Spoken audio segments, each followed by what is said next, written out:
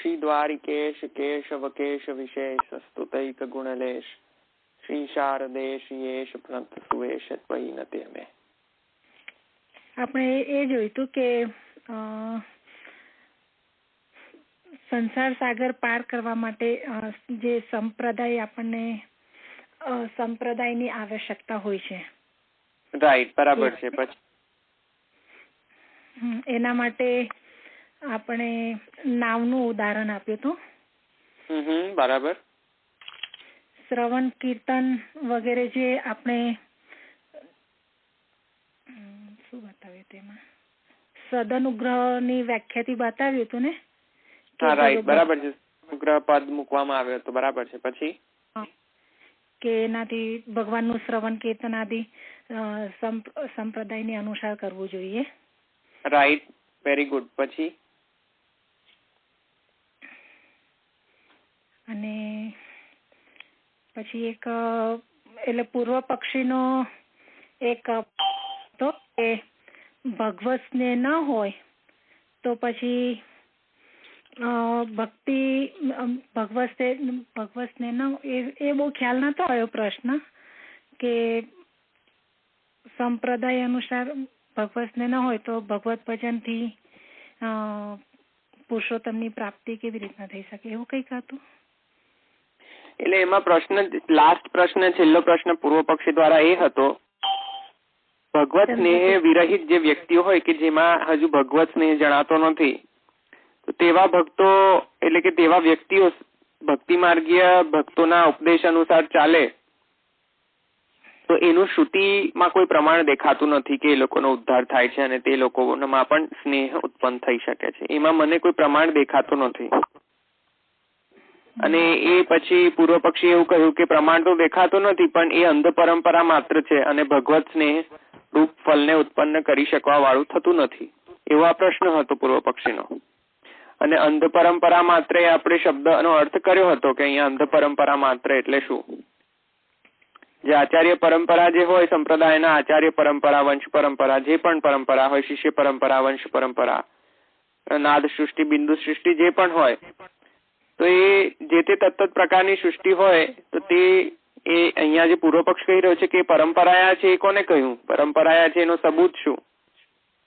તો એ કહી રહ્યા છે કે અંધ પરંપરા માત્ર છે અને ખાલી પરંપરા પર આપણે જોઈને બસ સંપ્રદાયને અનુસરણ કરીએ તો સંપ્રદાય શું સામર્થ્ય ધરાવે?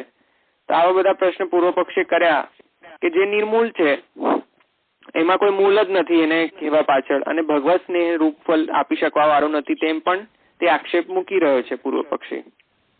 કારણ કે પ્રશ્ન એમ છે કારણ કે જે વ્યક્તિઓમાં સ્નેહ જ નથી તો તે વ્યક્તિઓ ભલે એ નહીં વર્ણાશ્રમ ધર્મનું પાલન કરતા કે નહીં પછી કોઈ વૈદિક કર્મકાંડ કરતા, શ્રુતિઓનું પાલન નથી કરતા અને ભક્તિ માર્ગીય સંપ્રદાય પણ સરખી રીતે પાલન નથી કરતા, તો એ લોકોની ગતિ શું? આ પ્રશ્ન હતો. તો પૂર્વ પક્ષી એમ કહ્યું કે ગતિ કશી નથી અને એ અંધ પરંપરા માત્ર છે અને એનો કોઈ ફલ મળશે નહીં. આ પ્રશ્ન હતો અને આક્ષેપ પણ હતો પૂર્વ પક્ષી દ્વારા. તો હવે એનો જવાબ જોવાનો આપણે બાકી છે. હવે મને લાગે છે અહીંયા સુધી ખ્યાલ આવ્યો. કોઈને પ્રશ્ન હોય તો એ નિસંકોચ કરે, પછી લાસ્ટમાં એવું કશું ન જોઈએ કે સમજણ ન પડી.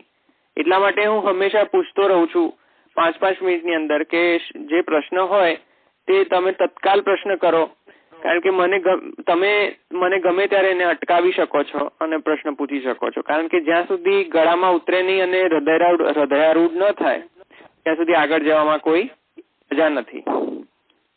તો અહીંયા પ્રશ્ન ખ્યાલ આવી ગયો. ગમે તેવો ખ્યાલ ન આવ્યો હોય 5 વખત તો 5 વખત કહીશું, પણ પ્રશ્ન ખ્યાલ આવવો જોઈએ. પ્રશ્ન જરા એકવાર રિપીટ કરજો. આ પ્રશ્ન ફરી એ છે પૂર્વ પક્ષીનો કે પૂર્વ પક્ષી એમ કે છે કે જે વ્યક્તિમાં ભગવત સ્નેહ નથી, હજુ ઉત્પન્ન જ નથી થયો, તો તેવા વ્યક્તિઓનું સ્વરૂપ શું? એ ભલે ને ભક્તિ માર્ગે સંપ્રદાયને પણ અનુસરણ કરે અને તો પણ એમને શું લાભ થવાનો? બરાબર છે. થવાનો શું એ પહેલો તો પ્રશ્ન પૂછ્યો અને બીજો પ્રશ્ન એ કર્યો કે એ લોકો પાછા ભક્તિ માર્ગીય વાળા લોકો પાછા વૈદિક કર્મ પણ કરતા નથી હોતા અને પછી ઉપરથી અંધ પરંપરા માત્ર હોય છે, તેમની ગુરુ પરંપરા પણ કોઈને ખ્યાલ હોતો નથી, એમ જ ખાલી શ્રદ્ધાથી સંપ્રદાયમાં દીક્ષિત થાય છે તો અંધ પરંપરા માત્ર છે એવું આક્ષેપ કરી રહ્યો છે. તો પછી આવા બધા નહીં અહીંના નહીં ત્યાંના એવું સ્વરૂપ થઈ જાય છે કે નહીં વૈદિકમાં કે નહીં ઉપાસનામાં કે નહીં ભક્તિ માર્ગમાં સરખા. ભક્તિ માર્ગમાં સરખા કેમ નહીં? કારણ કે હજુ એમને સ્નેહ નથી થયો. તો પછી આ જે વ્યક્તિઓ જે અધવચ્ચે ઉભી રહી છે કે જે નહીં વૈદિકમાં કે નહીં ભક્તિ માર્ગમાં, તો આ વ્યક્તિઓનું સ્વરૂપ શું? તો પૂર્વ પક્ષીનો પ્રશ્ન આમ છે. બરાબર. ભક્તિ કર્મ કરતા હોય પણ વૈદિક કર્મ ના કરતા હોય.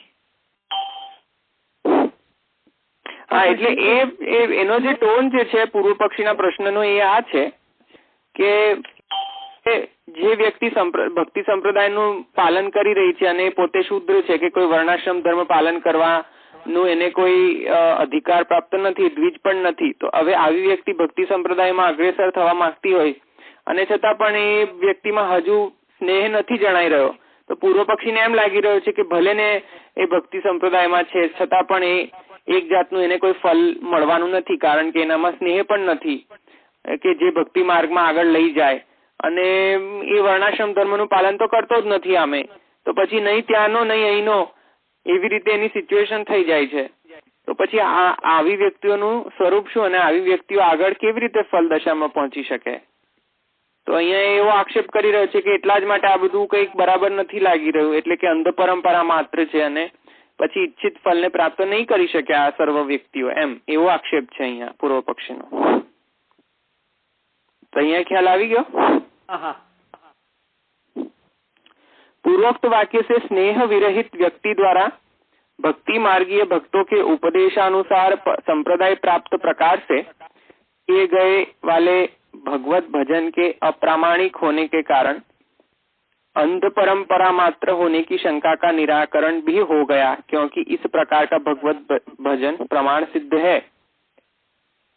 इस वाक्य की व्याख्या करते हुए श्री रघुनाथ जी लिखते हैं कि शिष्टाचार के प्रमाण होने के कारण भगवत स्नेह के अभाव में भी संप्रदाय प्राप्त प्रकार से किया जाने वाला भगवत भजन प्रामाणिक है, अतः उसके अंध परंपरा मात्र होने की आशंका नहीं करनी चाहिए.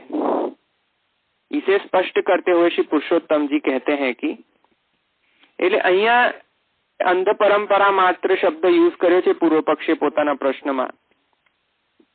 તો અંધ પરંપરા માત્ર એટલે કે એક જે સંપ્રદાય જે છે એનું જે ભગવત ભજન સાધના પ્રણાલી જે છે સર્વ કઈ અપ્રામાણિક છે, પ્રામાણિક નથી, એટલે કે શ્રુતિઓમાં ક્યાંય એવું લખ્યું નથી, એટલા માટે હું કહી રહ્યો છું કે અંધ પરંપરા માત્ર છે એમ.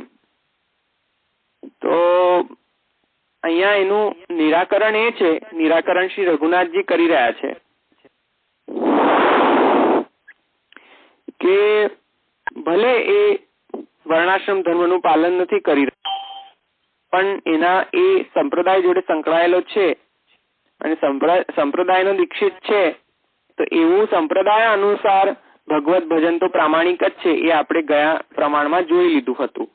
ભાગવતનો દશમ સ્કંદ દ્વિતીય અધ્યાય જન્મ પ્રકરણમાં જે બ્રહ્માજી સ્તુતિ કરી રહ્યા છે તેમાં જ આપણે જોઈ લીધું હતું કે આપકી નૌકા સ્થાપિત કર જાતે હૈ, ચરણ કમલો કી નૌકા સ્થાપિત કર જાતે હૈ. તો એમાં જોઈ લીધું છે કે સંપ્રદાય પ્રાપ્ત હોય એને સંપ્રદાય પ્રણાલિકા હિસાબથી દીક્ષિત થયેલો હોય તો દીક્ષિતને તે નૌકા રૂપેણ જ સંપ્રદાય એને નૌકા રૂપે જ લાગતી હોય છે, અને સંપ્રદાય એને નૌકા રીતે એને પાર પણ લગાવતી હોય છે. પાર એટલે કે સ્નેહની ઉત્પત્તિ થતી હોય છે, આવિર્ભાવ થતો હોય છે. તો એટલા માટે આ શબ્દ અંધ પરંપરા માત્ર એ ખોટો છે, કારણ કે અમે એનો પ્રમાણ આપી ચૂક્યા છે. પ્રમાણ શ્રીમદ ભાગવતનો દશમ સ્કંદ દ્વિતીય અધ્યાય એમાં આપણે બ્રહ્માજીની સ્તુતિમાં આપી દીધો છે. હવે આગળ પુરુષોત્તમજી એના જ વિશે કહી રહ્યા છે એ સ્ટેટમેન્ટ પર કે જે શ્રી રઘુનાથજીએ કહ્યું. કમલભાઈ એક સેકન્ડ, આજે તમે અંધ પરંપરાનું કીધું ને? હા, પક્ષી એવું કે છે કે પરંપરા છે? નહીં, હજુ સંભળાયું નહીં મને, બરાબર ફરી બોલો. અંધ પરંપરાનું જે તમે કીધું ને, હા, અંધ પરંપરાનું એટલે પૂર્વ પક્ષી એવું કે છે કે શ્રુતિઓમાં લખ્યું? એ મને સ્પષ્ટ નહીં થયું. એ અંધ પરંપરા માત્ર જે શબ્દ જે છે એ યુઝ પૂર્વ પક્ષીનો છે. ઓકે, પૂર્વ પક્ષી એમ આક્ષેપ કરી રહ્યો છે કે તમે જે અનુસરણ કરી રહ્યા છો ભક્તિ સંપ્રદાયનું એ અંધ પરંપરા માત્ર છે. અંધ પરંપરા માત્ર એટલે કે તમારી કોઈ આચાર્ય પરંપરા નથી અને અપ્રામાણિક શ્રુતિથી પ્રામાણિક નથી આ સર્વકાય સંપ્રદાયો, એમ બે અર્થ નીકળી શકે. Okay, fine. તો હવે અહીંયા શ્રી પુરુષોત્તમજીએ જ આ ક્લિયર કરતા ફરી શ્રી રઘુનાથજીના જ આજ્ઞાને શ્રી રઘુનાથજીની આજ્ઞાને જ આગળ વિસ્તાર આપીને શ્રી પુરુષોત્તમ ચરણ કહી રહ્યા છે, આજ્ઞા કરી રહ્યા છે. साधुनाम समयश्चापि प्रमाणम वेद वद्वेत इत्यादि वाक्य में शिष्टाचार को वेद के समान प्रामाणिक कहा गया है. अतः कलयुग में शिष्टाचार स्मृतियों की अपेक्षा प्रबल प्रमाण है. इसीलिए संप्रदाय प्राप्त शिष्टानुगृहित भगवत भजन प्रकार के अंध परंपरा मात्र होने की आशंका नहीं करनी. खूब सुंदर प्रमाण आप्યું છે. અંધ પરંપરા જે આક્ષેપ કર્યો છે, અંધ પરંપરા એટલે કે અપ્રામાણિક, એટલે કે કોઈ સ્મૃતિ કોઈ શ્રુતિમાં લખાયેલું નથી કે ભક્તિ સંપ્રદાયનું ફોલો કરીને પુરુષોત્તમ પ્રાપ્તિ થાય છે અને સ્નેહ વિરહિત જે વ્યક્તિઓ છે તો તેના માટે ભક્તિ સંપ્રદાય ફલીભૂત થાય છે. એ ખોટું છે. એ અંધ પરંપરા માત્ર નથી પણ એ પ્રામાણિક છે. ભક્તિ સંપ્રદાયનું આ પ્રામાણ્ય છે. ભક્તિ સંપ્રદાય એક પ્રામાણિક સંપ્રદાય અને એક સાધન છે કે જે પુરુષોત્તમને પ્રાપ્ત કરાવી શકે છે. અને એ એકચ્યુઅલીમાં તો એક જ માત્ર સાધન છે કે જે ભક્તિ સંપ્રદાયથી સંકળાઈને જ ભક્તિ પ્રાપ્ત થતી હોય છે. આચાર્યોની દીક્ષા ગ્રહણ કરીને જ સંપ્રદાયની દીક્ષા ગ્રહણ કરીને જ તત્ત આચાર્યોની ગુરુ રૂપેણ ગ્રહણ કરીને જ ભક્તિ સંપ્રદાયમાં અગ્રેસર થવાતું હોય છે. અને ભક્તિ સંપ્રદાયોનું ભક્તિ સંપ્રદાયનો મતલબ અહીંયા પુષ્ટિ સંપ્રદાયનો કરી રહ્યો છું, હા, સ્પેસિફિકલી. તો પુષ્ટિ સંપ્રદાયનો અહીંયા જે મુખ્ય ફલ જે છે એ પુરુષોત્તમ છે. મુખ્ય શું? એ એક જ માત્ર ફલ છે, પુરુષોત્તમ. તો અહીંયા પુરુષોત્તમજી અહીંયા આજ્ઞા કરી રહ્યા છે કે સાધુનામ સમયશ્ચાપી પ્રમાણમ વેદ વદ્વેત. અહીંયા જો સાધુનામ સમયશ્ચાપી પ્રમાણમ વેદ વદ્વેત જો છે એટલે કે સાધુ નામ એટલે કે જે ભક્ત આચાર્યો છે, જે ભક્ત આચાર્યોએ જે પણ આચરણ કર્યું, જેવું આચરણ કરવાનો ઉપદેશ કર્યો, તે સર્વ ભક્ત આચાર્યો વેદ રૂપ જ આજ્ઞા ગણવી. ફરીથી કહું કે જે પણ સાધુ આચાર્યો એટલે કે ભક્ત આચાર્યોએ જે ઉપદેશ આપ્યો તત્ત ભક્તિ સંપ્રદાયમાં, તો તે તત્ત ભક્તિ સંપ્રદાયના જે આચાર્યો જે છે, આચાર્યો એ જે આપેલો ઉપદેશ જે છે એ વેદવત એને ટ્રીટ કરવું, એવું અહીંયા શ્રુતિમાં કહી રહ્યા છે. તો હવે આ શ્રુતિ ખોટી? સાધુનામ સમયશ્ચાપી પ્રમાણમ વેદ વદ્મેત. તો અહીંયા પુરુષોત્તમજી આ પ્રમાણ આપ્યું કે જે આચાર્યોએ સંપ્રદાયમાં નિશ્ચિત કરેલી શિષ્ટાચાર, નિશ્ચિત કરેલી પ્રણાલિકા એ વેદવત જ છે. એ અહીંયા સ્પષ્ટ છે કે સાધુનામ સમયશ્ચાપી પ્રમાણમ વેદ વદ્મેત. વેદવત છે આ પ્રમાણ. આ સાધુનામ જે સાધુઓના એટલે કે સાધુ એટલે કે આ ભક્તિ માર્ગે આચાર્ય, ભક્ત આચાર્યો. તો ભક્ત આચાર્યો જે છે એ સર્વ કાંઈ સાધુ છે અને એમના જ જે ઉપદેશો છે ભક્તિ સંપ્રદાયમાં તે પણ વેદવત જ જાણવા. એટલે કે જો એ વેદવત હોય તો પછી એ અપ્રામાણિક કેવી રીતે હોઈ શકે? ખ્યાલ આવી ગયો? અહીંયા અંધ પરંપરા માત્ર લખ્યું હતું એટલે કે અપ્રામાણિક એને કહ્યું કે આ જે તમારો સંપ્રદાય જે છે બધું અપ્રામાણિક છે એમ. તો અપ્રામાણિક નથી, એ પ્રામાણિક છે સિદ્ધ કરવા માટે અહીંયા સાધુનામ સમયશ્ચાપી પ્રમાણમ વેદ વદ્વેત લખ્યું છે અહીંયા. એટલે કે જે ભક્ત આચાર્ય ઉપદેશ કર્યો સંપ્રદાયમાં તે પણ એક વેદ વાક્ય જ છે અને તે શ્રુતિના અનુસાર જ છે અને એ વેદવત ટ્રીટ કરવું એટલા માટે એ અંધ પરંપરા માત્ર ન હોઈ શકે. એટલે કે એ અપ્રામાણિક ન હોઈ શકે, એ ડેફિનેટલી પ્રામાણિક જ છે કારણ કે આ શ્રુતિ અમે કહી રહ્યા છીએ સંપ્રદાયો માટે. એટલે હવે ક્લિયર થાય છે થોડું? હા. આ સર્વ કઈ જે ડિસ્કશન ચાલી રહ્યું છે પૂર્વ પક્ષીનો આક્ષેપ છે અંધ પરંપરા માત્ર છે ભક્તિ સંપ્રદાયો, એના અનુસંધાનમાં આ જવાબો છે. તો વિવેક શું કેળવ્યો આપણે? જે તમે સ્નેહ વગર પણ એની દીક્ષા પ્રમાણે કરો તો તમને ભક્તિ પ્રાપ્ત થાય છે. હા, અને એ જે અંધ પરંપરા માત્ર નથી એટલે કે વિવેક એ કેળવ્યો કે ભક્તિ સંપ્રદાયો જે છે એ વેદવત છે, એટલે કે વેદ સિદ્ધ જ છે, એ વેદથી વિરુદ્ધ કે અપ્રામાણિક સંપ્રદાયો નથી એમ. આ એક વિવેક આપણે શીખ્યો ફરી અહીંયા. એટલે કે પુષ્ટિ સંપ્રદાય પણ એક શું છે? પ્રામાણિક અને અંધ પરંપરા માત્ર નથી પણ એ પ્રામાણિક સંપ્રદાય છે. પ્રામાણિક એટલે કે વેદવત સંપ્રદાય છે, વેદથી પણ ઉત્કૃષ્ટ છે, એનાથી પણ ઉપર છે. એટલે કે વેદ એકોર્ડિંગ ટુ વેદ તો છે જ, પણ એનાથી પણ વેદનું જે ઉત્કૃષ્ટતા છે તેનું પણ આચરણ અહીંયા પુષ્ટિ સંપ્રદાયમાં થઈ રહ્યું છે. ખ્યાલ આવી ગયો?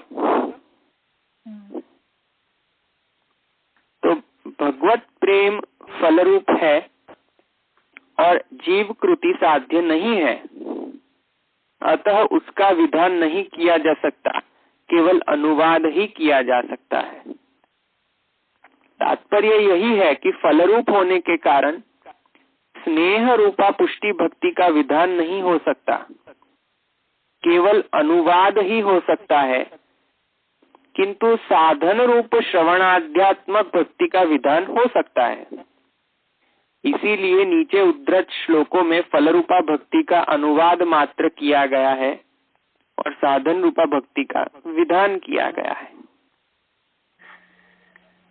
जो अनुवाद અને વિધાનનો મતલબ શું? કોઈને ખ્યાલ આવ્યો અહીંયા વિધાન અને અનુવાદ કેવી રીતે અહીંયા કહી રહ્યા છે? सेंटेंस फरी वांचो. तात्पर्य यही है कि फलरूप होने के कारण स्नेह रूपा पुष्टि भक्ति का विधान नहीं हो सकता, केवल अनुवाद ही हो सकता है, किंतु साधन रूप श्रवणाध्यात्मक भक्ति का विधान हो सकता है.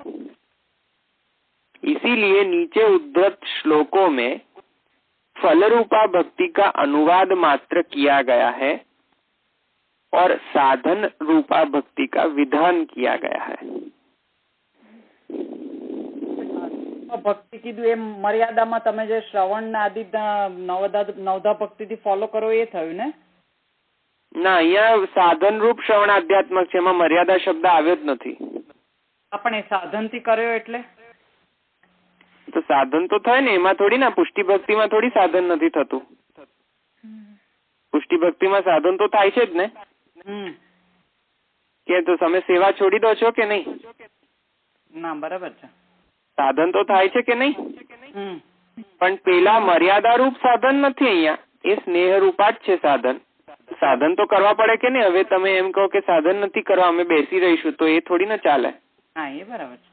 એટલે એ રૂપે સાધન કહી રહ્યા છે અહીંયા.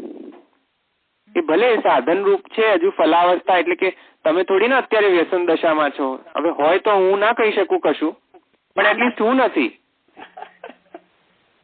તો હું નથી એટલો મતલબ કે હું હજુ સાધના અવસ્થામાં છું એમ. હું એ સાધના અવસ્થામાં જ છું. ના, એ હવે તમને ખબર, પણ હું એના વિશે કમેન્ટ ન કરી શકું.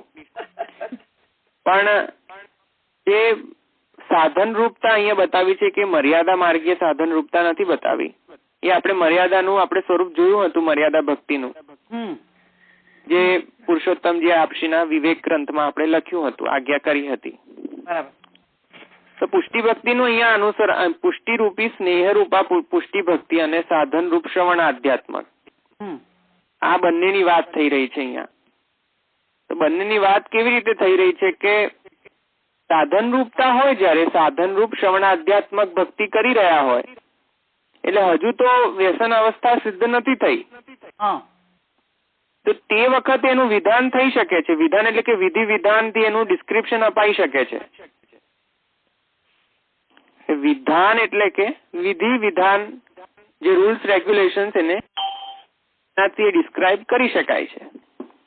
પણ જ્યારે સ્નેહરૂપા જે ફલરૂપા ભક્તિ પુષ્ટિ ભક્તિ સિદ્ધ થઈ જાય તેનું તો ખાલી એક એક્સપ્રેશન જ થઈ શકે છે. એ એક્સપ્રેશન જ અહીંયા હેતુ હોય છે. એટલે કે આપણે જોઈશું એ કેવી રીતે ડિફરન્સ પડી રહ્યો છે કે વિધાન અને અનુવાદ એ સાધન રૂપતા હોય તો એમાં વિધાન થઈ શકે છે કે એવી પ્રકારની ભક્તિનું એક વિધિ ડિસ્ક્રાઇબ કરી શકે છે કે જો આવું થતું હોય તો એ સાધન રૂપા શ્રવણાધ્યાત્મક ભક્તિ છે. પણ સ્નેહ રૂપા ભક્તિ માટે આપણે એક જ સેન્ટેન્સ વાપરીએ છીએ કે વ્યસન અવસ્થા. તો અહીંયા આપણે એ પ્રમાણ જોઈને આપણે વધારે આપણે સમજી શકીશું કે અનુવાદ માત્ર અને વિધાન એ શું છે, એમ શું કયા હેતુથી અહીંયા કહી રહ્યા છે. તો આપણે પહેલા એ પ્રમાણ જોઈએ પછી આપણે ખ્યાલ આવશે કે ભાગવતનો 10મ સ્કંદ અને 8મ અધ્યાય 18મો શ્લોક.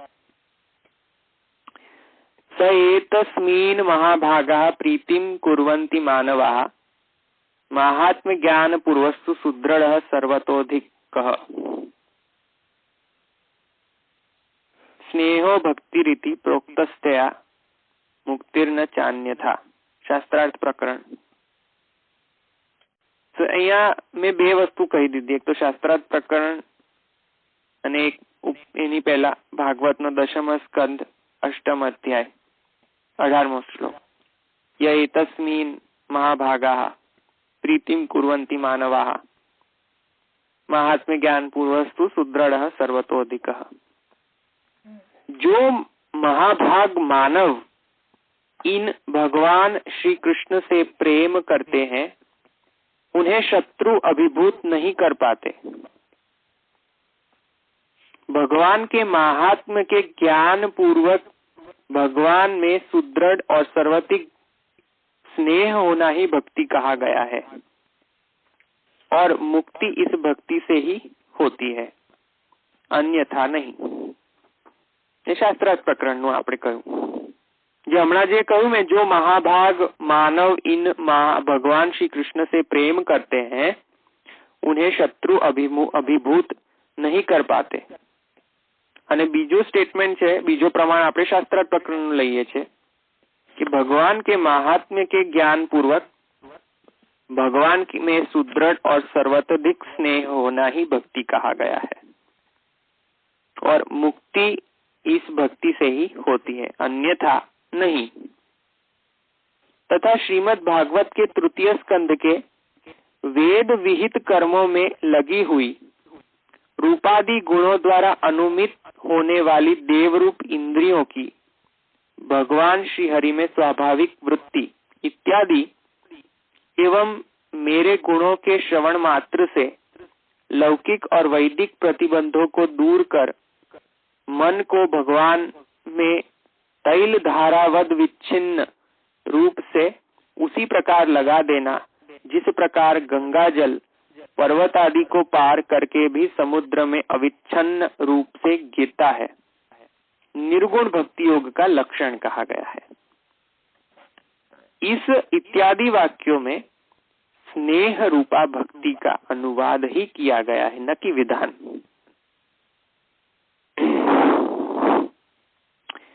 અહીંયા એ મેં એ જ કહ્યું કે વિધાન અને અનુવાદ એમાં ડિફરન્સ એ છે કે એક જે વિધાન જે છે એટલે કે એક સાધન એટલે કે વિધિઓ રૂલ્સ રેગ્યુલેશન્સ કહેવામાં આવ્યું છે કે આ સાધના કરશો તો તમને આવી રીતે નિર્ગુણ ભક્તિ માર્ગ ભક્તિ યોગ સિદ્ધ થશે। અને અનુવાદ એટલે કે જે ફાઇનલ સ્ટેજ પર જે એક્સપ્રેશન આવતું હોય, જે ફાઇનલ સ્ટેજ પર જે રિઝલ્ટ આવતું હોય એ રિઝલ્ટ કેવા પ્રકારનું હોય એ હવે એનું એક્ઝામ્પલ જોઈએ આપણે। ફરીથી હું એક્સપ્લેન કરું કે સાધન રૂપા ભક્તિ જે છે, સાધન રૂપ શ્રવણાધ્યાત્મક ભક્તિ જે છે એનું વિધાન થઈ શકે છે, પણ જે સ્નેહ રૂપા પુષ્ટિ ભક્તિનું વિધાન થોડી થઈ શકે। સ્નેહ રૂપા પુષ્ટિ ભક્તિ તો એક ઇટસેલ્ફ ઇઝ અ ડેસ્ટિનેશન, એ એક રિઝલ્ટ છે, તો રિઝલ્ટનું વિધાન કેવી રીતે કરી શકાય? રિઝલ્ટનું તો ખાલી એક એક્સપ્રેશન, એક ઝલકી આપી શકાય કે જો આવું રિઝલ્ટ છે, આવું રિઝલ્ટ હંમેશા હોવું જોઈએ। એટલે હું એક્ઝામ્પલ આપીને સમજાવું કે અનુવાદ અને વિધાનમાં શું ફરક છે. હવે તમારે એમ કહેવું હોય કે અહીંયાથી મારે શિકાગો જવું છે, તો અહીંયાથી જે શિકાગો જવાનો જે પ્રયત્ન કરવો પડે તો તમે લખશો કે નહીં કે હવે અહીંયાથી તમે સેન્ટ લુઈસ જાઓ, સેન્ટ લુઈસના એરપોર્ટ પરથી પછી તમે ફ્લાઇટ પકડો અને ફ્લાઇટ કેચઅપ કરીને પછી તમે વચ્ચે જે કનેક્ટિંગ હોય કે વોટ એવર અને પછી થાવ. તો આ એક પ્રકારની એક રૂલ્સ રેગ્યુલેશન વિધિ વિધાન આવી કે ભાઈ આમ કરો તો તમે શિકાગોના નામના ડેસ્ટિનેશન પર પહોંચી શકો છો. એવી રીતે જે સાધન રૂપ શ્રવણાધ્યાત્મક ભક્તિ છે તેનું વિધાન થઈ શકે, એટલે એને કહી શકે ખરા કોઈ પણ કે જો આમ કરશો, આવી રીતે મહાત્મ જ્ઞાન પૂર્વસ્તુ આમ આવી રીતે જો તમે સેવા કરશો તો તમને ભક્તિ સિદ્ધ થઈ જશે અને પછી સુદ્રઢ સ્નેહ થઈ જશે. તો આ વિધાન થયું એનું. પણ પછી વિધાન થઈ ગયા પછી જ્યારે એ ભક્તિ સાધન રૂપ ન બનીને વ્યસન અવસ્થા પર પહોંચી ગઈ પછી ત્યારે તમે તોડી કહેવાના હતા કે ના હવે વ્યસન અવસ્થા પર છે, હવે ક્યાં પહોંચવાનું છે, એનું વિધાન થાય ખરું? વ્યસનાવસ્થાનું તો ખાલી એક કહી શકાય કે હવે વ્યસનાવસ્થા કેવી પ્રકારનું હોય, તો એક્ઝામ્પલ આપીને સમજાવી દે कि केवल एग्जाम्पल आप्યું गंगा जल पर्वत आदि को पार करके भी समुद्र में अविच्छिन्न रूप से गिरता है. જે તેલ ધારાવૃત, જે તેલની ધારા કેવી રીતે વહે તેમ પોતાનું અંતઃકરણ ચતુષ્ટય ઇન્દ્રિયો સર્વ કંઈ પ્રભુમાં તન્મય બની જતી હોય, ત્યારે જે તન્મયતા એચીવ થતી હોય, જ્યારે આ લક્ષણો દેખાવાના શરૂ થાય તો સમજી જવું કે હવે આ ફલરૂપા ભક્તિ સિદ્ધ થઈ એમ.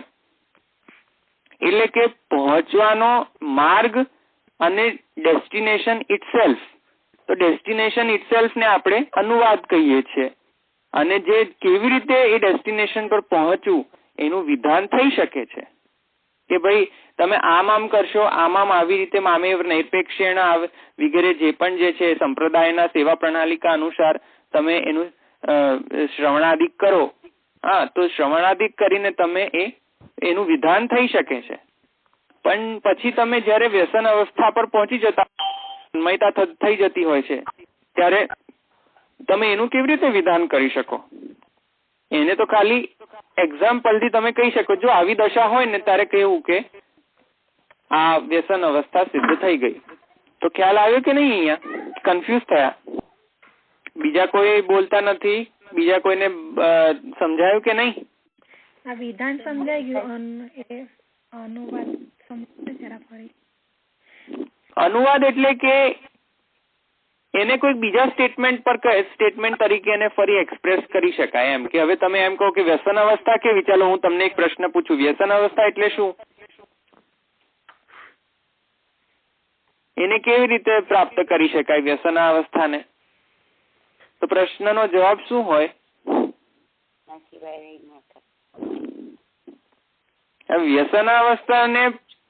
વ્યસનાવસ્થા શું એ પ્રશ્નનો જવાબ આપો. ચાલો મને બતાવો વ્યસનાવસ્થા કેવી હોય. કેમ બધા શાંત થઈ ગયા? આટલો તો વાર્તા સાહિત્યના તો તમે એક્સપર્ટ છો.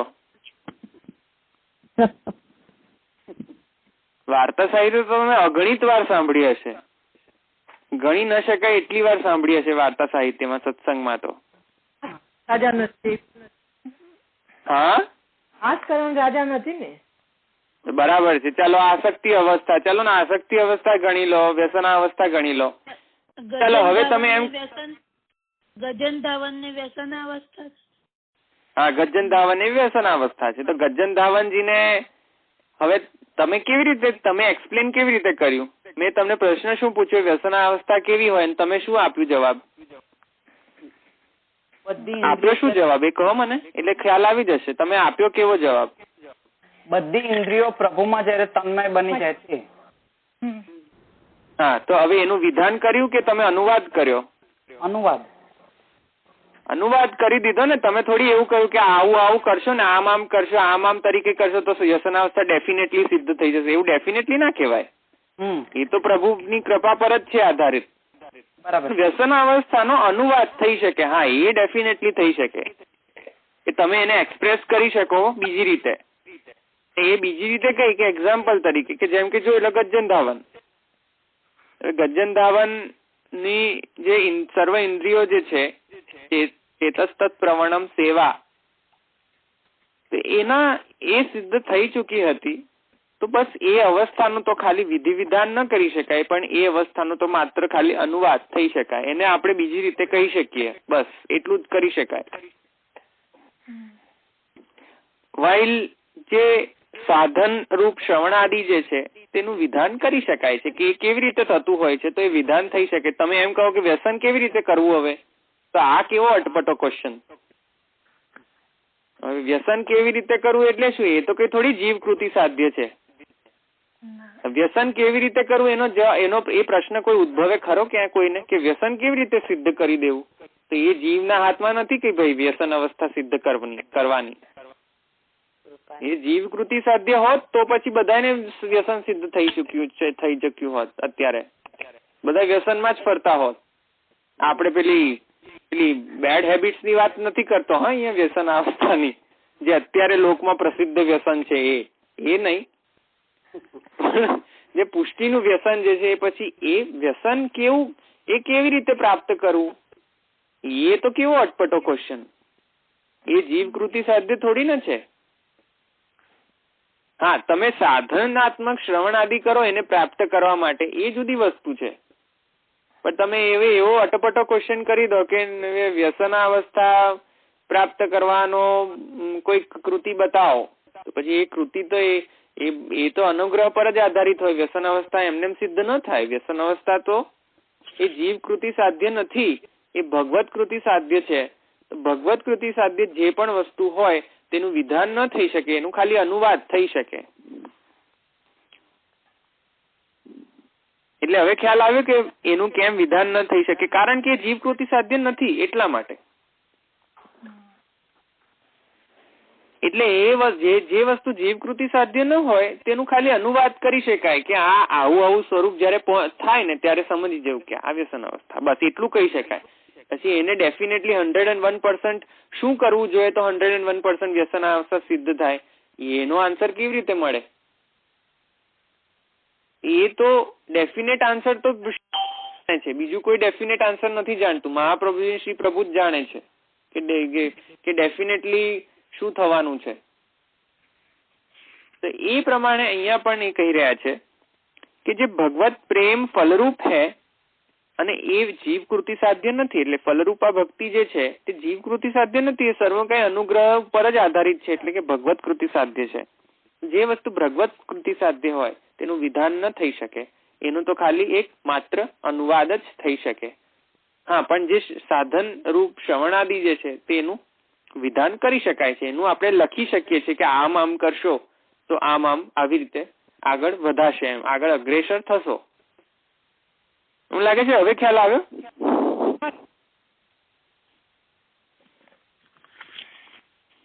तात्पर्य यही है कि इन वाक्यों में श्री कृष्ण में निरतिशय प्रेम रखने वालों के महाभाग कहकर भगवान में सुदृढ़ एवं सर्वाधिक स्नेह को ही भक्ति कहकर, अहैतुकी एवं अव्यवहित भक्ति को निर्गुण कहकर तथा भगवान में मन की स्वाभाविक वृत्ति को भक्ति कहते हुए उसे सभी सिद्धियों से श्रेष्ठ बताकर प्रेमात्मक भक्ति का विधान न करके अनुवाद मात्र किया गया है. એટલે કે અહીંયા વિધાન ન કર અનુવાદ માત્ર કિયા ગયા હે, એનો મતલબ સમજાઈ જવું જોઈએ અત્યારે. અનુવાદ માત્ર એટલે કે જસ્ટ એક્સપ્રેશન કહ્યું છે, કારણ કે ભગવત કૃતિ સાધ્ય છે, જીવ કૃતિ સાધ્ય નથી. જો જીવ કૃતિ સાધ્ય હોત તો બધું કે આમ કરો ત્યારે ડેફિનેટલી 101% વ્યસન અવસ્થા સિદ્ધ થઈ જશે. હવે એમ જો એવું હોત તો પછી બધા વૈષ્ણવને એક જ સાથે જ વ્યસન અવસ્થા સિદ્ધ થઈ ચૂકી હોત. કેમ કોઈને પ્રેમાવસ્થા સિદ્ધ થઈ, કેમ કોઈને આસક્તિ અવસ્થા સિદ્ધ થઈ, કેમ કોઈ વૈષ્ણવને વ્યસન અવસ્થા પણ સિદ્ધ થઈ ચૂકી હતી. તો એ સર્વ કઈ આપણે કહી શકીએ છીએ કે શ્રી પ્રભુ કૃતિ સાધ્ય છે, જીવ કૃતિ સાધ્ય નથી.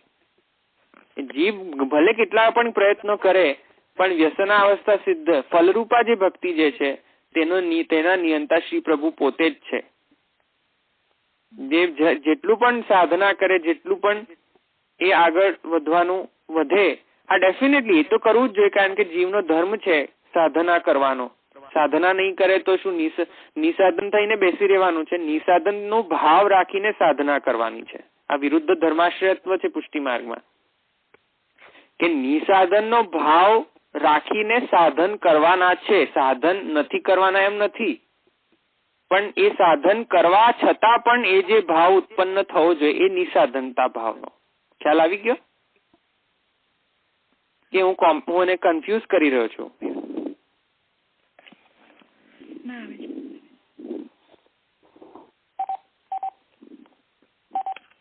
એટલે કોઈ છે પ્રશ્ન આમાં કે હું શું કહી રહ્યો છું એમાં?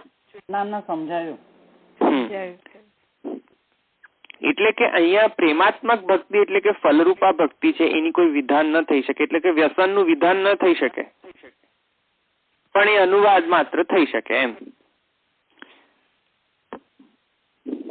તો અહીંયા આવી રીતે और साधन रूप श्रवणादि लक्षणा भक्ति का तो अतः हे परीक्षित अभय प्राप्ति की इच्छा रखने वाले व्यक्ति को सर्वात्मा परमेश्वर भगवान हरि का श्रवण कीर्तन एवं स्मरण करना चाहिए. હું હવે જો ફરી હું આ પ્રમાણ વાંચી રહ્યો છું અને આ પ્રમાણ શું કહી રહ્યું છે એ એમાં શું અનુવાદ છે કે વિધાન છે, એ બેમાંથી કયું કહેવામાં આવ્યું છે પ્રમાણમાં, એ કહો તમે હવે.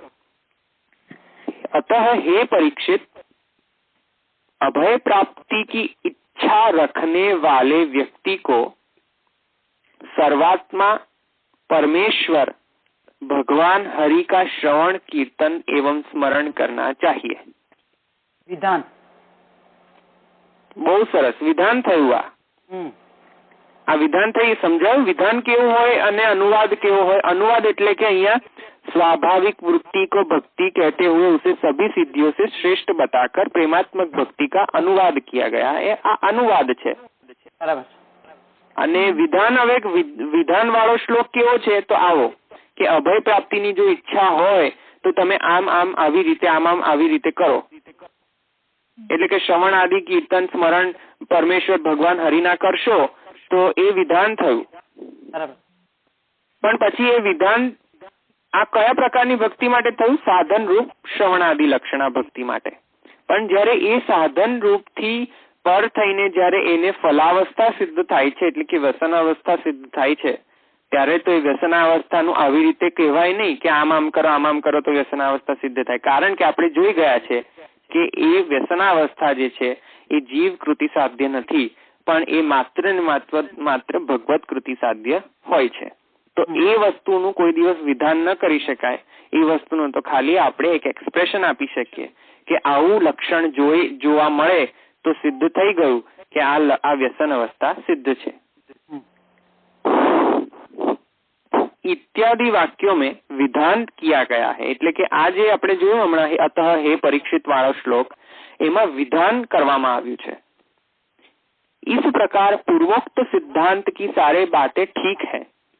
सिद्धांत की पुष्टि के लिए दी जाने वाली युक्तियों का उपयुक्त प्रकार से दिशा निर्देश किया गया है. इसी प्रकार की अन्य युक्तियां अणुभाष्य आदि में दी गई हैं, उन्हीं से समझना चाहिए. तो આ પ્રકારે સર્વ કાંઈ શ્રી ગુસાઈજીએ એટલે કે શ્રી ગુસાઈજી, શ્રી રઘુનાથજી અને શ્રી પુરુષોત્તમજી, તો આ સર્વ સ્વરૂપોએ આ પ્રકારે વિવેક પણ બતાવ્યો. શું બતાવ્યો? કે ભલે કોઈ ભક્ત, કોઈ વ્યક્તિ ભક્તિ સંપ્રદાયમાં અગ્રેસર થયો હોય અને પણ છતાં પણ હજુ સ્નેહ એને પ્રાપ્ત નથી, તો એના માટે હજુ સાધન રૂપા શ્રવણ આદિ કરવી જોઈએ. સાધન રૂપા શ્રવણ આદિ કરીને પણ પછી એ ફલ અવસ્થામાં પહોંચી શકશે. ફલાવસ્થામાં જયારે પહોંચશે ત્યારે એનું સ્વરૂપ આવું હશે. તો આ બધું બોલવાની જરૂર શું હતી? આ બધી સર્વ કાંઈ આજ્ઞાઓ કરવાની શી જરૂર હતી? કે જે વિધાન અને અનુવાદ પ્રકારની શ્રુતિ પ્રકારના પ્રમાણોનું જરૂર શા માટે પડી? ગુસાઈજી કેમ આ બધું કહ્યું? એવું ઈચ્છા તો શ્રી ગુસાઈજીને અહીંયા આ બધું કહેવાની કે વિધાન અને અનુવાદ એ બધું કહેવાનું અહીંયા જરૂર શા માટે પડી? કારણ કે તમને ફલ અવસ્થા એનાથી બતાવી દીધું કે ફલ અવસ્થામાં શું કન્ડિશન હશે અને સાધન અવસ્થામાં તમારું શું હશે. પણ હજુ પણ તમે એમને રાખવાની શી જરૂર હતી? આ સર્વંકાય બતાવવાની અત્યારે જરૂર શું કરવા પડી? પૂર્વ પક્ષીના કયા પ્રશ્નના અનુસંધાનમાં આ કહેવામાં આવ્યું છે? કે સ્નેહ આદિથી જે કરે છે કે સ્નેહ રૂપા ભક્તિ છે, અને જો કોઈ સ્નેહ વગર કરતો હોય તો પણ એ જો વિધિ વિધાનથી ફોલો કરતો હોય તો એને 100% એને છે તે વ્યસન પ્રાપ્ત થાય છે. એટલે ભક્તિ ફલ રૂપા થાય છે. પણ જો સ્નેહ વગર કરતો હોય પણ વિધાન ફોલો કરે તો પણ એને ભક્તિ પ્રાપ્ત થાય છે. હજુ પણ જે હું કહેવા માંગી રહ્યો છું એ હજુ ક્લિયર નથી. તો પછી હું કહું અંધશ્રદ્ધાનો એ શબ્દ એ વાક્ય છે કે એના અનુસંધાનમાં નથી. ના, એ બરાબર છે. તમે થોડો પોઈન્ટ પર આવી રહ્યા છો, પણ હજુ પણ ક્લેરિટી નથી એ એક્સપ્રેશનમાં. તમે એક્સપ્રેસ નથી કરી શકતા કે આઈ ડોન્ટ નો, પણ બરાબર છે. તમારું જે ડાયરેક્શન છે બરાબર છે. હું એમ કહી રહ્યો છું કે પૂર્વ પક્ષીને કોઈક પ્રમાણ જોઈએ છે. હા, એટલે આનાથી પ્રમાણ બતાવ્યું ને એટલે કીધું કે આ પ્રમાણિક છે. ના, હજુ પણ એ વસ્તુ નહીં. હું મારી વાત સમજો. હું કહી રહ્યો છું કે પૂર્વ પક્ષીને એમ જાણવું છે કે એવું ક્યાં લખ્યું છે કે ફલાવસ્થા સિદ્ધ કરવા માટે શું કરવું જોઈએ. તો ગુસાઈજી એમ કે છે એવું ના લખેલું હોય ક્યાંય. હા, કારણ કે અનુવાદ છે એટલે એ કેવી રીતે લખેલું હોય. હા, હવે આવ્યા પોઈન્ટ પર. હા, ગુસાઈજી એમ કે છે કે એવું નહીં મળે પ્રમાણ કે ભાઈ વ્યસન અવસ્થા સિદ્ધ કરવી હોય તો આમ કરો. એવું પ્રમાણ ક્યાંય નહીં મળે. એનું તો ખાલી અનુવાદ માત્ર મળી શકશે, એનું વિધાન નહીં મળે તમને. બરાબર છે. પણ વિધાન કોનું મળશે કે વ્યસન અવસ્થા સુધી પહોંચવાની જે સાધન રૂપા શ્રવણ આદિ જે છે તેનું વિધાન મળી શકે. પણ પછી જયારે એ સાધન કરી જીવે સાધના કરી એ પ્રમાણે વિધાન પ્રમાણે પણ નેસેસરી નથી કે એ 101% એ હંમેશા વ્યસન પર સિદ્ધ થશે. કારણ કે હેતુ એ છે, મુખ્ય પ્રોબ્લેમ એ છે, પ્રોબ્લેમ ન કહી શકાય પણ મુખ્ય વસ્તુ એ છે કે ભગવત ઈચ્છા જ વ્યસન અવસ્થા સિદ્ધ કરાવનારી થતી હોય છે. ભગવત અનુગ્રહ જ એ જીવ કૃતિ સાધ્ય નથી હોતું, એ ભગવત કૃતિ સાધ્ય હોય છે. તે માટે ક્યાંય પણ એવું સ્ટેટમેન્ટ નહીં જણાય કે આમ કરશો તો 101% વ્યસન અવસ્થા સિદ્ધ થશે. એવું નહીં ક્યાંય લખેલું હોય. લખેલું તો વિધાન તો ક્યાંનું હશે?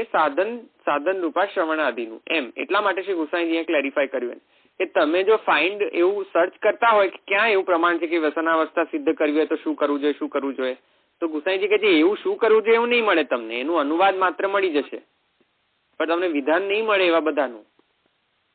તો ખ્યાલ આવે છે તમને કેમ અહીંયા મૂકવામાં આવ્યો આ પ્રમાણ? હા. બીજા બધાને ખ્યાલ આવ્યો?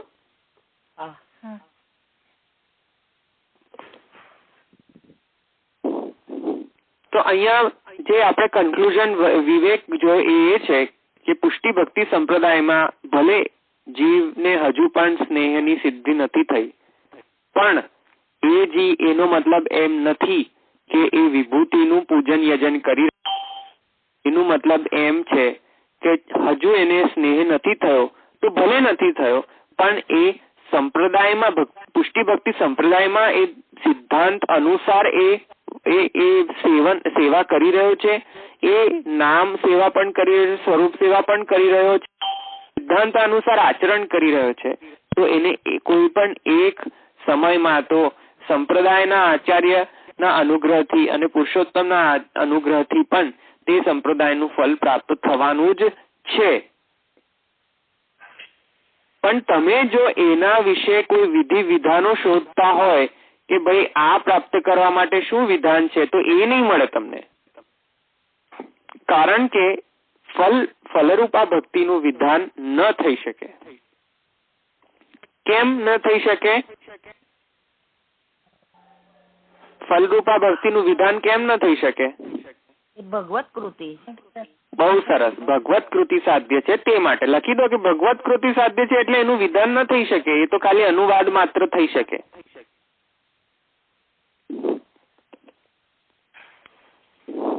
તો આપણે ગ્રંથના પૂર્ણાહુતિમાં આવી ગયા.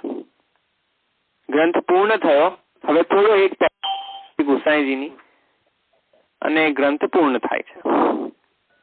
अब श्री विठलनाथ जी अपनी इस कृति की रचना का उद्देश्य स्पष्ट करते हुए ग्रंथ का उपसंहार करते हैं। હવે उपसंहार खूब ध्यान पूर्वक श्रवण करजो। उपसंहार આમાં સર્વગાય ગ્રંથનો સાર હશે। संप्रदायाभिज्ञ विद्वान लोग भी, जो અહીંયા સ્ટેટમેન્ટ્સ કેવા એકદમ પરફેક્ટ યુઝ કર્યા છે શ્રી ગુસાઈજીએ। संप्रदायाभिज्ञ विद्वान लोग भी मंत्रोपासना अर्थात गोपाल आदि मंत्रों की उपासना को ही भगवान श्री कृष्ण की भक्ति समझ बैठते हैं। तो प्रथम जे श्री गुसाईजीए विवेक केळव्यो, जे चलो આગળ છે શરૂઆતમાં આવી જાવ ગ્રંથના, તો એમાં આ મંત્રોપાસનાનો જ ટોપિક લીધો હતો શ્રી ગુસાઈજીએ। तो श्री गुसाईजीए उपसंहाરમાં કહ્યું કે જો આ ગ્રંથમાં પ્રથમ પોઈન્ટ મેં આ કવર કર્યો કે સંપ્રદાય ભક્તિ સંપ્રદાયમાં પણ વિદ્વાનો એવા ભૂલ કરી બેસે છે। શું ભૂલ કરી બેસે છે? કે ગોપાલ મંત્રોપાસનાથી શ્રી કૃષ્ણ લભ્ય છે, કે કોઈ પણ મંત્રશાસ્ત્રમાં જે મંત્રો જે હોય તેમના અધિષ્ઠાતૃ દેવતા પુરુષોત્તમ છે એવું માની લેતા હોય છે, પણ એવું નથી એકચ્યુઅલી। કારણ કે કર્મ આપણે જે કર્મ માર્ગીય મંત્રશાસ્ત્ર જે છે તેમના અધિષ્ઠાતૃ દેવતા પુરુષોત્તમ નથી, એમની વિભૂતિઓ છે, તે મેં સિદ્ધ કરી દીધું। એટલા માટે ઉપસંહારમાં એક આ આજ્ઞા છે। ખ્યાલ આવી ગયો? और उस उपासना से ही, आ जो ही है, उपासना से ही अपने को कृतार्थ मान लेते हैं। बोलो, उपासना थी आगे जवा ज नहीं मांगता। અને આપણે ઉપાસના માર્ગનું આપણે સ્વરૂપ જોયું, ઉપાસના આદિ માર્ગાથી મુક્ત મોહ નિવારકાય નમઃ। તો ઉપાસના માર્ગનું આપણે શ્રી પુરુષોત્તમજીનું ડેફિનેશન શું જોયું ઉપાસના માર્ગ માટે? બધું ભૂલી છે, નહીં યાદ આવે અત્યારે। પરક છે। શું કહ્યું? ઉપાસના માર્ગ પણ વિભૂતિ પરક છે। ના, ડેફિનેશન વ્યાખ્યા શું આપી હતી પુરુષોત્તમજી ઉપાસના માર્ગ માટે? કે મોક્ષની પ્રાપ્તિ માટે છે। હા, રાઈટ, વેરી ગુડ। પછી અને કે ઉપાસનામાં તમારે એ પ્રમાણે દીક્ષા લીધેલી હોવી જોઈએ। કોની દીક્ષા? તાંત્રિકી દીક્ષા। બહુ સરસ, વેરી ગુડ, ખૂબ સુંદર, એટલે ખૂબ બધાઈ, બહુ સરસ। એટલે આ જે છે કે ઉપાસના માર્ગને જે ભક્તિ માની લેતા હોય છે, સંપ્રદાયના મોટા મોટા પંડિતો પણ આવી ભૂલ કરી દેતા હોય છે। ભૂલ શું કરી દેતા હોય છે કે ઉપાસના માર્ગ અને ભક્તિ માર્ગમાં ડિફરન્સ ખબર નથી પડતી, અને પછી ઉપાસના કરીને એમ માની લેતા હોય છે કે હું ભક્તિ કરી રહ્યો છું એમ, પણ એકચ્યુઅલી ભક્તિ નથી કરી રહ્યા, ઉપાસના જ કરી રહ્યા છે। તો આ સર્વકાય એમને ખ્યાલ રહેવો જોઈએ કે આપણા પુષ્ટિ જીવો જે છે તેમને પણ આ વિવેક કેળવવો જોઈએ, એમ આ શ્રી ગુસાઈજી આજ્ઞા કરી રહ્યા છે। वे उस उपासना का उपास्य अर्थात विषय, उद्देश्य या फल परम पुरुष अर्थात पुरुषोत्तम श्री कृष्ण को समझ बैठते हैं। बोलो, उपासना नो उपास्य कोण? उपासना ने उपास्य એટલે કે ઉપાસના એટલે કે એક સાધન છે, અને સાધન કોના માટે કરી રહ્યા છે એને ઉપાસના ઉપાસ્ય કહેવાય। તો ઉપાસનાનો ઉપાસ્ય કોણ છે? શ્રી કૃષ્ણ નથી, એ જે દેવ છે એ વિભૂતિ પરક છે, એટલા માટે એ વિભૂતિઓ ઉપાસ્ય છે ઉપાસના માર્ગમાં, નહીં કે પૂર્ણ પુરુષોત્તમ। બરાબર છે। આપણે વિવેક જોયો હતો અને આપણે ઉપાસના માર્ગમાં આપણે જોયું હતું આ સર્વ કાંઈ। તો એટલા માટે શ્રી ગુસાઈજીએ આજ્ઞા કરી કે એવા મોટા મોટા પંડિતો પણ એમને ખ્યાલ નથી હોતો કે ઉપાસના માર્ગના દેવતા વિભૂતિઓ છે, નહીં કે પૂર્ણ પુરુષોત્તમ। दोनों अर्थात उपासना एवं भक्ति उपास्य एवं भजनीय तथा उपासना मार्ग और भक्ति मार्ग के बाह्य साधनों के आचरण में सारूप्य अर्थात सादृश्य होने के कारण उत्पन्न होने वाले दोनों के अभिन्न होने के स्वाभाविक ब्रह्म के अपनयन के लिए सफलोद्यम गोस्वामी श्री विठलनाथ ने प्रसन्नता पूर्वक अपने मानस में स्थित अर्थात हृदय मान सरोवर के नील क्षीर विवेकी हंसों के सदृश उपासना एवं भक्ति में भेद स्पष्ट करने वाले इस भक्ति हंस नामक को सभी के कल्याण के लिए प्रकट किया। એટલે કે અહીંયા બહુ મોટો સ્ટેટમેન્ટ છે. આખા સ્ટેટમેન્ટને સમજીએ. બહુ મોટું છે આ સેન્ટેન્સ. આઈ થિંક મોટામાં મોટો સેન્ટેન્સ છે આ.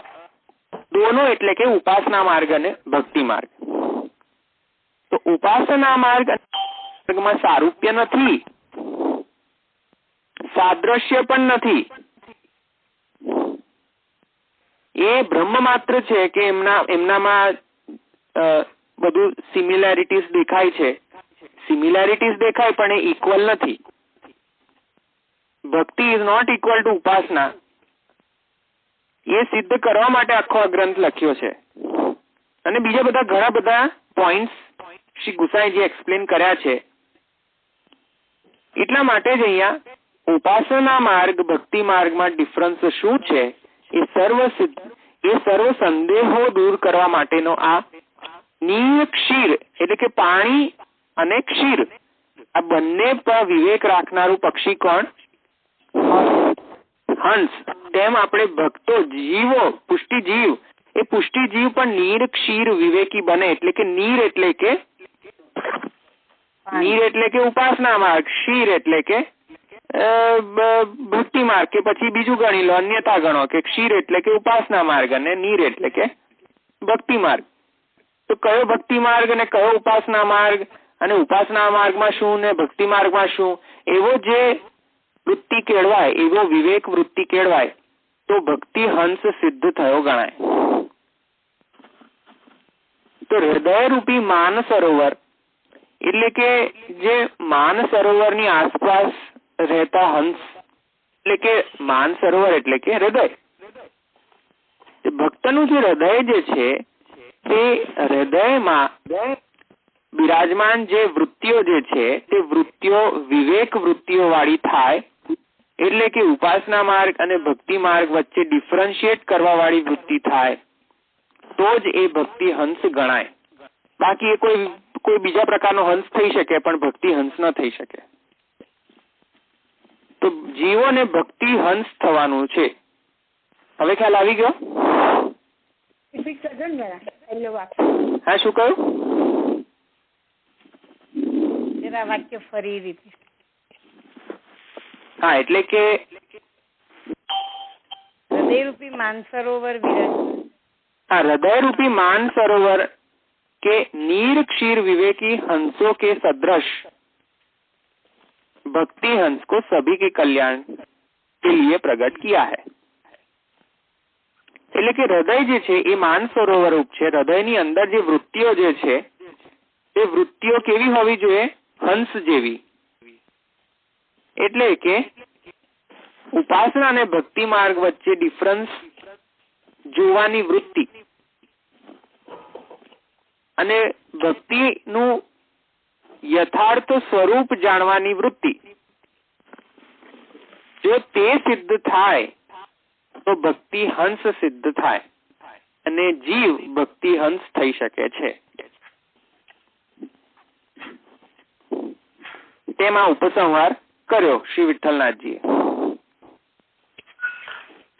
मैं ऐहिक तथा आमुष्मिक अर्थों की प्राप्ति के लिए प्रसन्नता पूर्वक अपने बारे में होने वाले अथवा अपनों को होने वाले अथवा अपनों को ऐहिक एवं आमुष्मिक अर्थों के संबंध में होने वाले सारे संशयों को दूर कर देने वाले तथा सौभाग्यशाली लोगों द्वारा स्मरण किए जाने वाले अपने पूज्य पितृचरण श्री वल्लभाचार्य जी के चरणों की शरण में जाता हूँ. वे पितृचरण मुझे अपना पुत्र होने के वात्सल्य के कारण अर्थात पुत्र स्नेहवश नंद नंदन भगवान श्री कृष्ण के चरण कमलों की रज से सदा व्याप्त रखें. इस श्लोक का ऊपर मूल में दिया गया पाठ भक्ति तरंगिणी अनुरोधी है. श्री पुरुषोत्तम जी के अनुसार इसके चतुर्थ चरण का पाठ करोति सततम ही माम निज तनुज वात्सल्यतः है.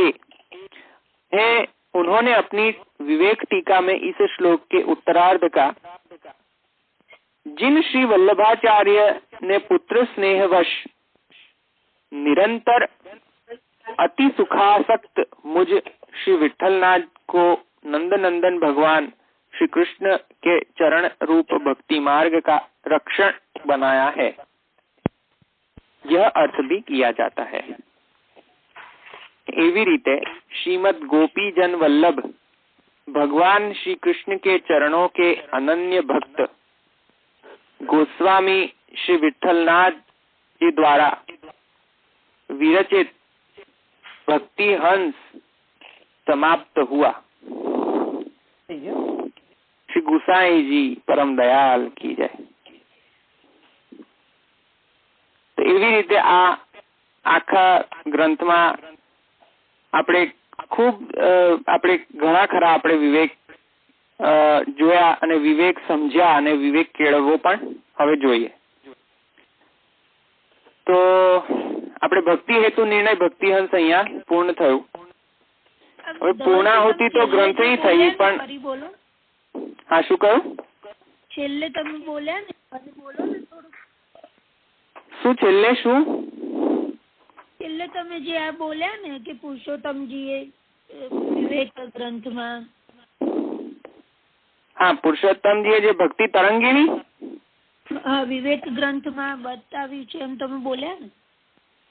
વિવેક ગ્રંથમાં નહીં, ભક્તિ તરંગીણી અનુસાર પુરુષોત્તમજીના। તો એના અનુસંધાનમાં પણ શ્રી પુરુષોત્તમજીએ જે કરોતુ સતતમ સમામ નિજ તનુ વાત્સલ્યતઃ જે હતું, જે શ્લોક શ્રી ગુસાઈજીએ છેલ્લે લખ્યો છે, એ શ્લોકનો બીજો અર્થ પણ એમ પુરુષોત્તમજીએ એમ એટલે કે જીન શ્રી વલ્લભાચાર્ય ને પુત્ર સ્નેહવશ निरंतर अति सुखासक्त मुझ विठलनाथ को नंद नंदन भगवान श्री कृष्ण के चरण रूप भक्ति मार्ग का रक्षक बना रखा है। रक्षक पण छे અને શરણ પણ છે એમ એ બે અર્થ લીધા છે એમ લીધા છે। એટલે કે શ્રી ગુસાઈજીનું ટ્રાન્સલેશન જે આજ્ઞાનું ટ્રાન્સલેશન બે રીતે થઈ શકે છે। એક તો શરણ में जाता हूँ और અને બીજો શ્રી પુરુષોત્તમજી અર્થ કર્યો કે ભક્તિ માર્ગના રક્ષક બનાવ્યા છે એમ। એટલે બે અર્થ થયા। નિજ તનુ વાત્સલ્યતઃ કરોતુ સતતમ સમામ નિજ તનુજ વાત્સલ્યતઃ, તો એનો અર્થ આ બે રીતે કર્યો છે એમ।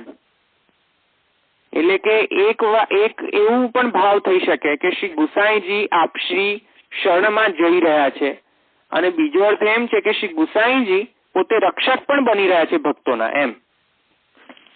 એટલે કે એક તરફ શ્રી ગુસાઈજી શરણાગત છે અને બીજી તરફ શ્રી ગુસાઈજી પાછા રક્ષક પણ છે એમ। એટલે રક્ષક કોના? ભક્તિ માર્ગના રક્ષક। અને જે શરણ મેં જાતા હું એમ કહ્યું છે તો તે શ્રી વલ્લભાચાર્યજીના ચરણ કમલોની આશ્રયતા લઈ રહ્યા છે શ્રી ગુસાઈજી, એમ બે અર્થ રીતે કહેવામાં આવ્યું છે એમ। એટલે હવે ખ્યાલ આવી ગયો? તો આવી રીતે ભક્તિ હંસ આપણે જોયો। ગ્રંથની પૂર્ણાહુતિ થઈ પણ આપણી પૂર્ણાહુતિ ન થવી જોઈએ। આપણા ભાવ આપણે અહીંયા અધ્યયન તો શરૂ જ રાખવું જોઈએ, અધ્યયન કન્ટિન્યુઅસ હોવું જોઈએ આનું। એટલે સમાપ્ત તો થઈ ગયું પણ જે ગ્રંથનું જે કન્ટિન્યુટી રહેવી જોઈએ અને અવગાહન રહેવું જોઈએ એ તો કન્ટિન્યુટી રહેવી જોઈએ, કન્ટિન્યુઅસલી થતી રહેવી જોઈએ। એટલે શ્રી ગુસાઈજીની ના અનુગ્રહથી આપણે આ સર્વકાય ગ્રંથો સમજ્યા અને શ્રી ગુસાઈજીના અનુગ્રહથી જ સમજ્યા। તો હવે કોઈ છે સંશય? તો 4 મિનિટ છે આપણી જોડે હવે અને આ ગ્રંથ પૂર્ણ થયો। આપણે ધવલભાઈ આપણે ભક્તિ હેતુ નિર્ણયમાં જે થોડુંક નહોતું લીધું એ આપણે ફિનિશ કરશું? ભક્તિ હેતુ નિર્ણયમાં શું નહોતું લીધું? એટલું બધું ઘટનું બધું આવેલું એ નહોતું લીધું ને? વખતે હતા તમે? હા હું હતી। તો કાલે એ લઈશું પછી? એ તમે કીધું હતું ને કે આપણે આ બધું પૂરું થશે પછી આપણે એ સમજશું। હા એટલે ઠીક છે તો એક કાલે લઈશું। ઓલું જે બધું આપણે પ્રમેય રત્નાવળનો વિષય હતો ને બધું આમાં? હા પ્રમેય રત્નાવળનો પણ વિષય હતો, રાઈટ। એટલે એ આપણે નહોતું કર્યું ને, તો એ કરીશું કાલથી? એટલે જેવી એમને આ બધાને કરી શકાય છે, મને કોઈ પ્રોબ્લેમ નથી, એટલે એ પૂરું કરીશું આપણે। એ અન્ડરસ્ટેન્ડિંગ એવી થઈ જાય ને આપણે ગ્રંથ કર્યો છે તો આખો। હા રાઈટ। તો છે હવે કોઈ સંશય આમાં? અચ્છા, આમાં એક ક્વેશ્ચન છે. કર્મ માર્ગી જે કરે ને, હવે આપણે ધારો કે કર્મ માર્ગી એ પ્રમાણે ન કરે તો પછી એને વિપરીત ફળ મળે, શું થાય? વિપરીત ફળ તો મળે જ, કારણ કે ઉપાસના માર્ગ, પછી કર્મ માર્ગ, જ્ઞાન માર્ગ, એ તમે વિધિ પ્રમાણે ન કરો તો વિપરીત ફળ મળે, રાઈટ ને? રાઈટ, વિપરીત ફળ પણ મળે, બરાબર છે. ઓકે, ઠીક છે. તો પછી કાલનો પ્લાન આઉટ તો છે કે કાલે શું કરવું જોઈએ. કાલ પછી આપણે બંધ રાખીશું અને ખાલી વીકેન્ડ્સ પર જ આપણે શરૂ રાખીશું, રોજ નહીં. તો વીકેન્ડ પર શું લઈશું પછી?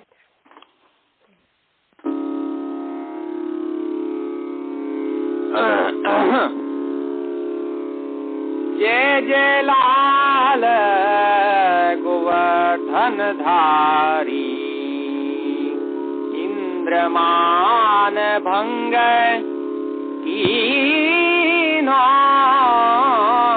જય જય લાલ ગોવર્ધન ધારી,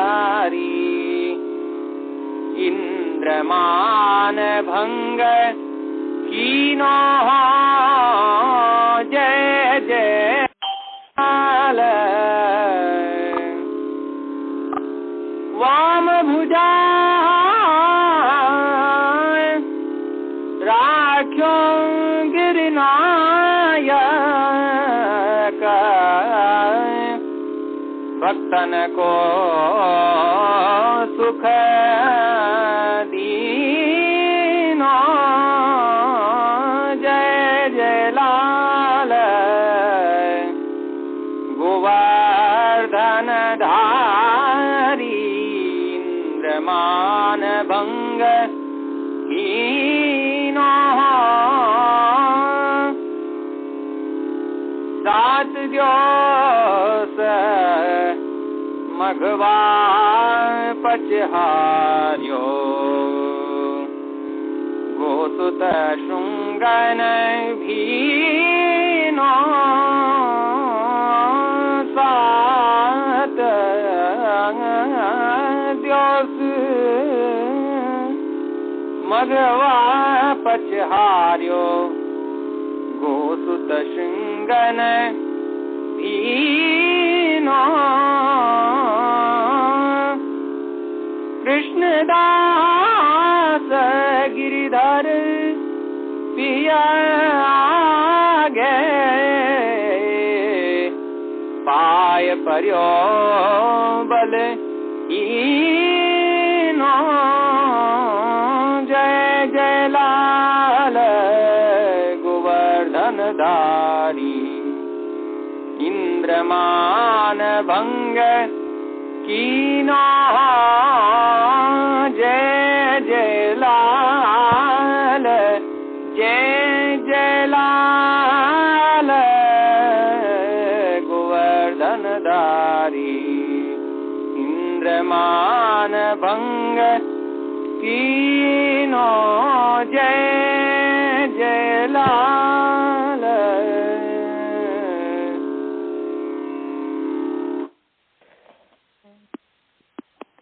એક અડાણામાં લઉં છું. હા, હું એક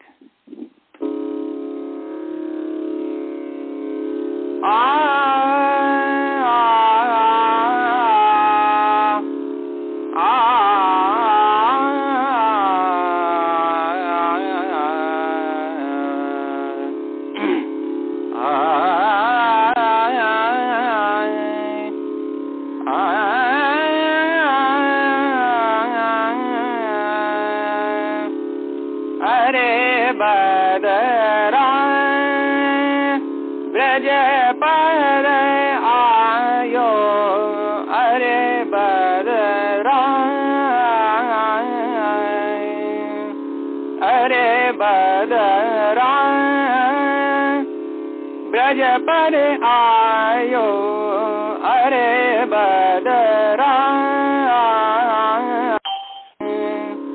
श्याम सुंदर अंगुरिन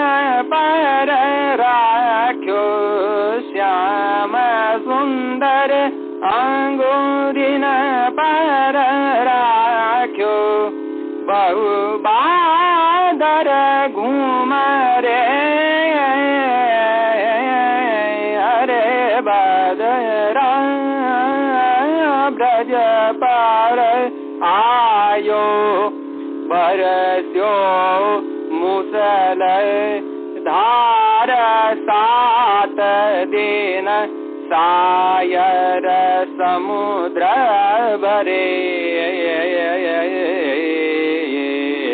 નહીં પરવા નંદજુ કે ધોતા નહીં પરવા નંદજુ કે ધોતા देखत बेन पर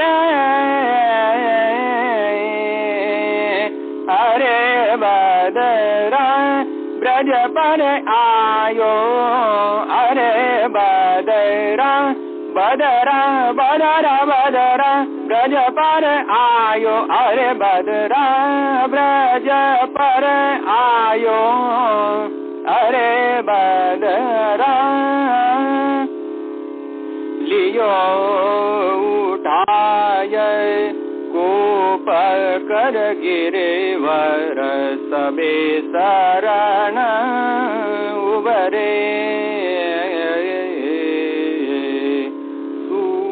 सूर्यदास बलि बलि चरणन की सूरदास बल बलि चरणन की सुरपाति पाय पर अरे बदरा ब्रज पर आयो अरे बदरा बदरा पर बदरा ब्रज पर आयो अरे बदरा अरे बदरा अरे बदरा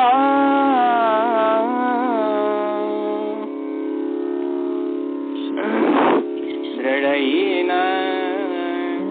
चरणन के भरोसो दृढ़ीन चरणन के श्री वल्लभन चंद्र छटा बेन सब जुग माज अंधेरो भरोसो दृढ़ीन चरणन केरो साधन और नहीं आकली में जातू हो